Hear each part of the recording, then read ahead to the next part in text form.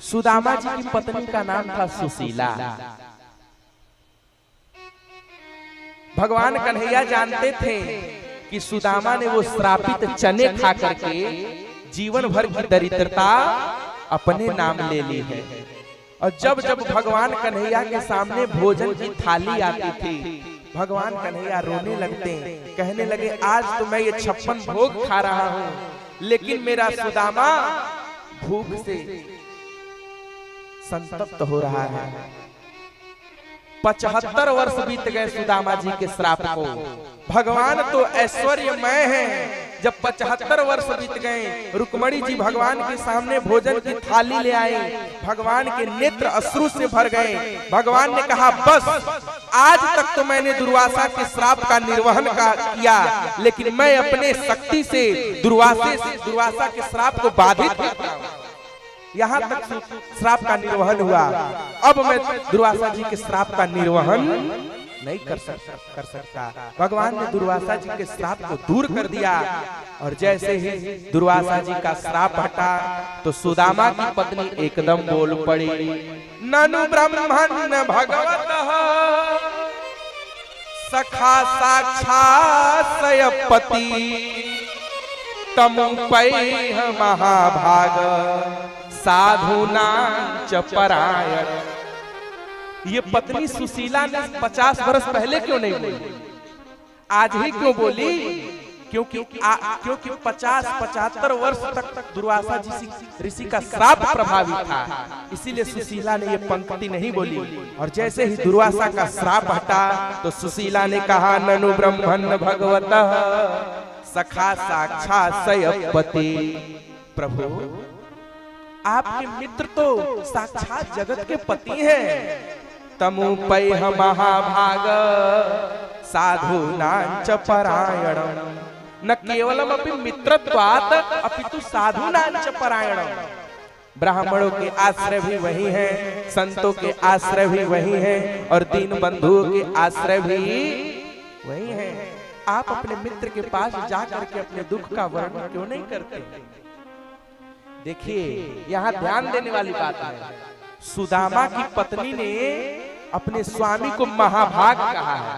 क्या कहा? तमुपैह महाभाग। आजकल की माताएं अपनी पति को महाभाग बोलती हैं।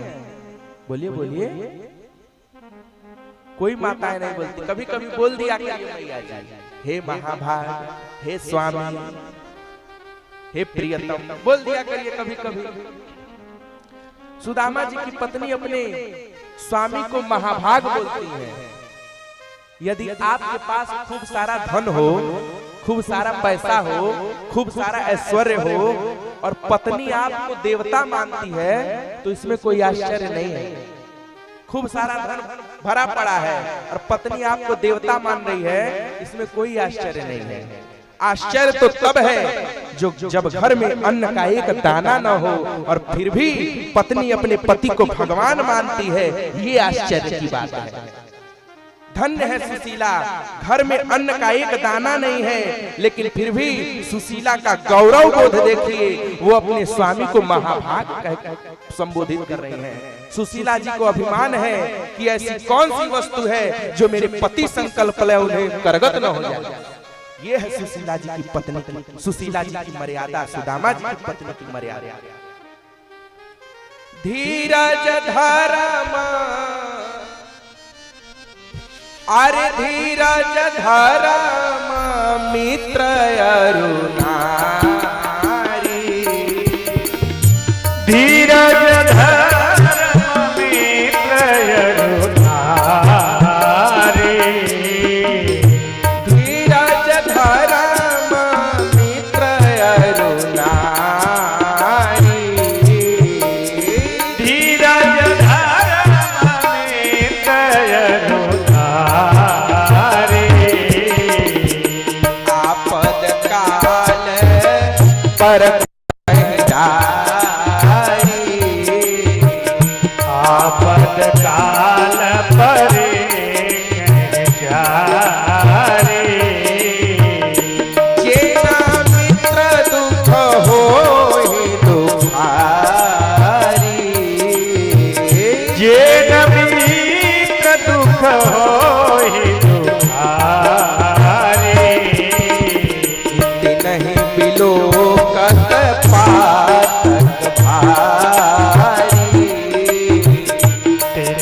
विलोकत पातक भारी।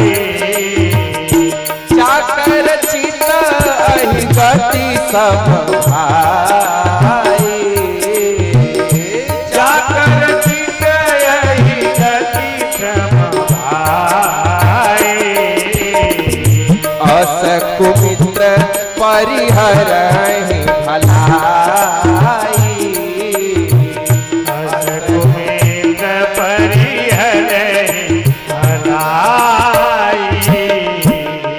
जे न मित्र दुख होहि दुखारी, तिनहि बिलोकत पातक भारी। जो मित्र के दुख को देख करके दुखी नहीं होते, उनको देखने से दोष लगता है। निज दुख गिरि सम रज कर जाना, मित्रक दुख रज मेरु समाना।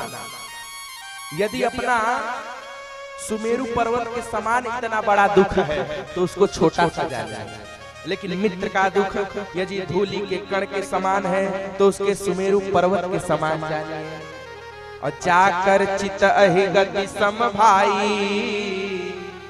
जिस मित्र की मन की गति सांप के चाल जैसी टेढ़ी है, अस कुमित्र परिहरहि भलाई।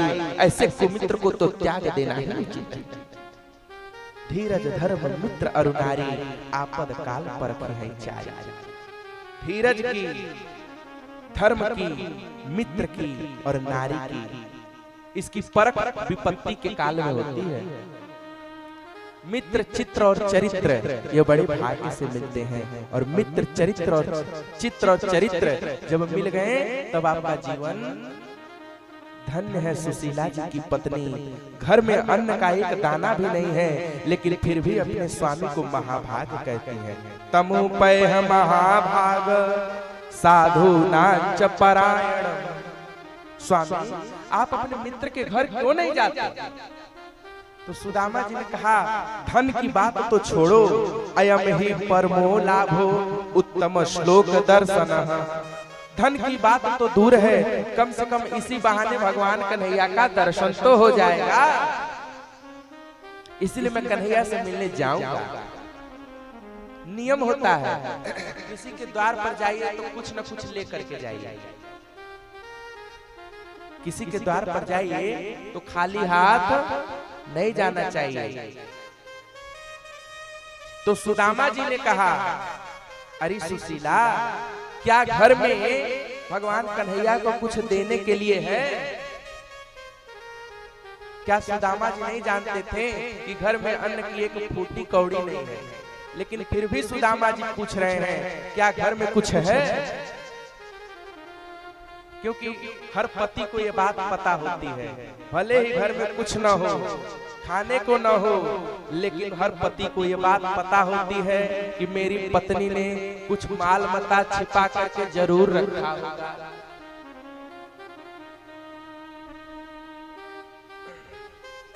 सभी पत्नियों के बात पता होती है, इसीलिए सुदामा जी ने पूछा, अभ्यस्तु पायनम किंचित गृहे कल्याणी दीयताम। हे कल्याणी, अभ्यस्तु पायनम किंचित गृहे कल्याणी दीयताम। क्या भगवान कन्हैया को देने के लिए कुछ है? क्या सुदामा जी नहीं जानते थे कि घर में एक अन्न नहीं है, फिर भी पूछ रहे हैं कुछ देने के लिए है?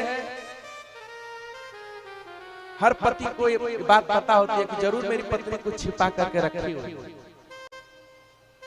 और माताओं से निवेदन है, अब माताएं बाहर से कहां लेने जाएंगी? जब तुम्हारे पति कमा करके आवे, 100 रुपया कमावे तो 20 रुपया खींच लो, 1000 रुपया कमा करके आवे तो उसमें 50 रुपया खींच लो, 10,000 20,000 कमा के आवे तो 2-3 हजार खींच लो। और पति जब बोले, अजी सुनती हो इसमें कुछ पैसे कम लग रहे हैं, तो तुम भी ऊंची स्वर में बोला करो, तो क्या मैंने चुराए हैं? सोई चुप हो जाएगा बेचारा। इसलिए अभ्यस्तु पायनम किंचित गृहे कल्याणी दीयताम। क्या भगवान कन्हैया को देने के लिए कुछ है? इसका मतलब ये भागवत की पंक्ति व्यर्थ पड़ गई। सुदामा जी जानते हैं कुछ नहीं है, इसका मतलब ये भागवत की पंक्ति व्यर्थ पड़ गई। लेकिन शास्त्रों का एक नियम है, जब कोई भी पंक्ति व्यर्थ पड़ जाती है तो एक नए अर्थ को जन्म देती है। अर्थ क्या है? भागवत के श्लोक यही अर्थ करते हैं कि हर पत्नी को चाहिए वो कुछ न कुछ धन छिपा करके रखे, ताकि पति के आपातकाल समय में वो धन काम आए। बेचारी बाहर से कहाँ जाएगी, पति के ही जेब में से टटोल करके रखा है। और जब पति जब पैसा मांगे ना, अजी सुनती हो बड़ी समस्या है, 3-4 हजार रुपया हो तो दे दो।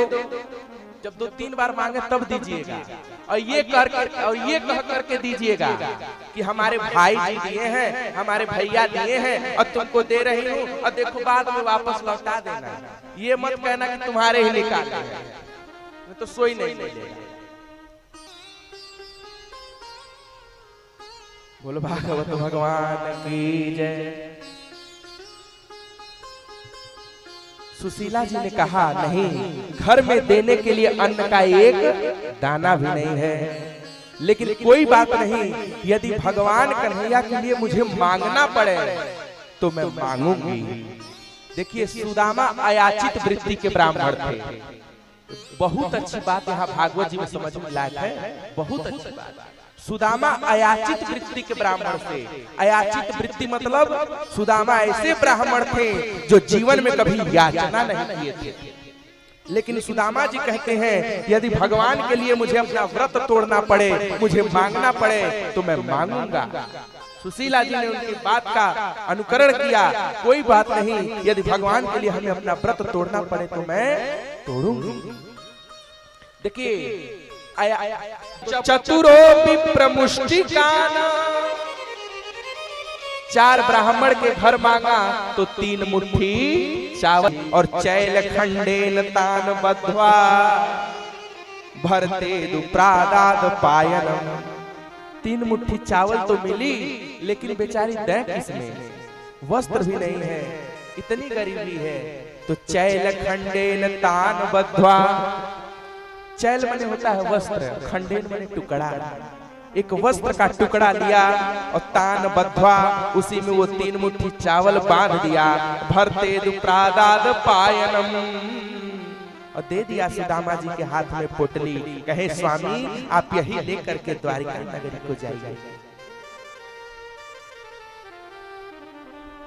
सुदामा जी द्वारिका नगरी की तरफ चल रहे हैं। चलिए ना हम भी द्वारिका नगरी की तरफ चले।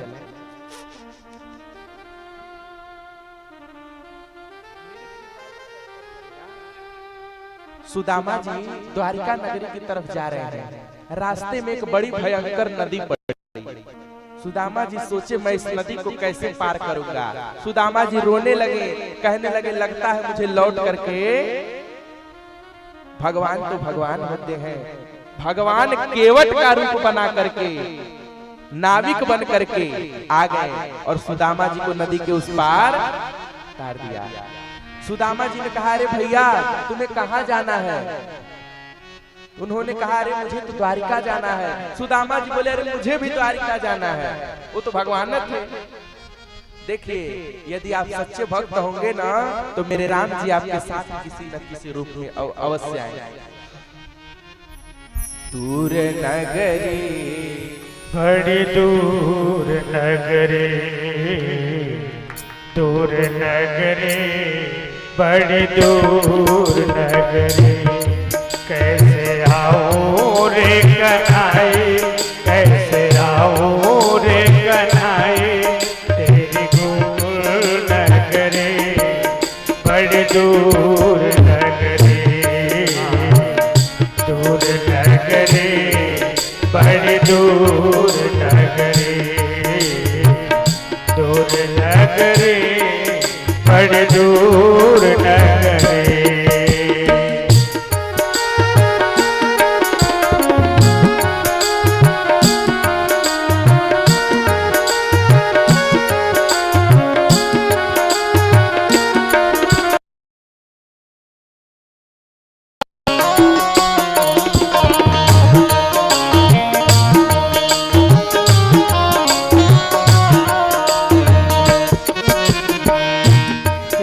मथुरा गोकुल नगरी, मथुरा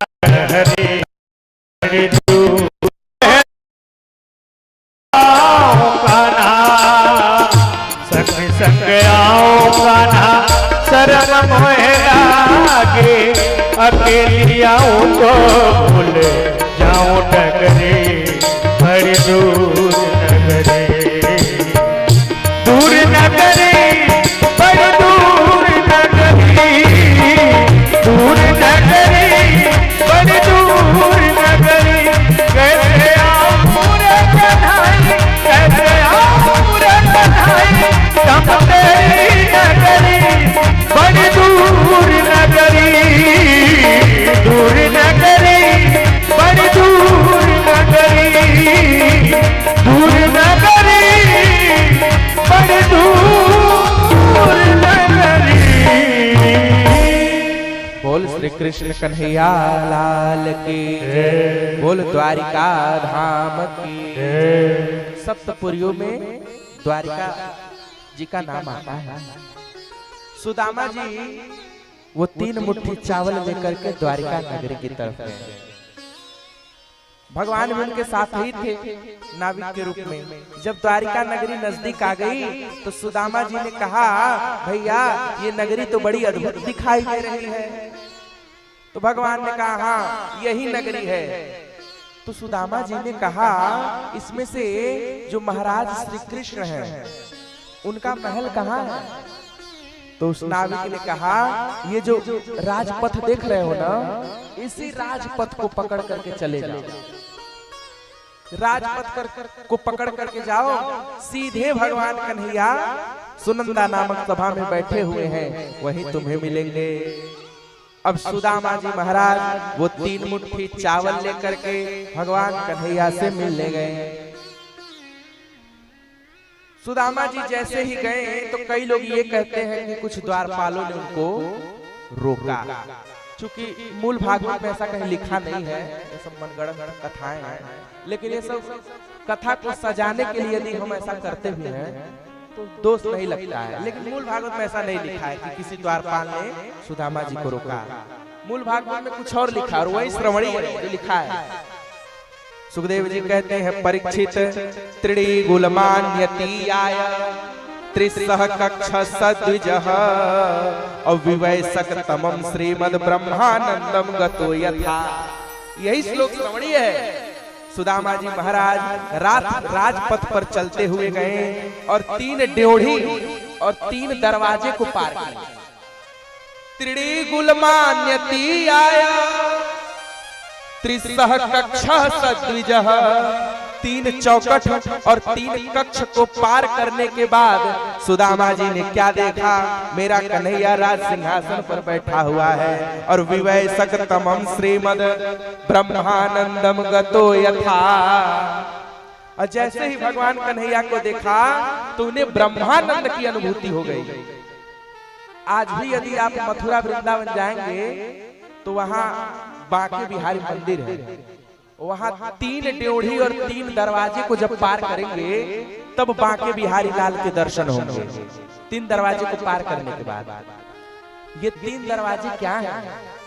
ये 3 दरवाजे प्राणी की 3 अवस्था है।